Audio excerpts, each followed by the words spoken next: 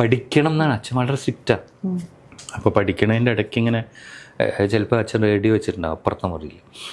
അപ്പോഴേ ശ്രദ്ധ മുഴുവൻ പാട്ടില്ല. അങ്ങനെ എപ്പോഴും ഓർക്കാറുണ്ട്. ആദ്യം ഈ പൂവും പ്രസാദവും എന്നുള്ള പാട്ട്, അതിൻ്റെ തുടക്കത്തിൽ കുറേ കിളി ശബ്ദമൊക്കെ ഉണ്ട്. അപ്പോൾ അതിങ്ങനെ വരുമ്പോൾ തന്നെ ത്രില്ലായി, കാരണം ആ പാട്ടിനോടുള്ള ഇഷ്ടം കൊണ്ട് അതിന് കേൾക്കാൻ.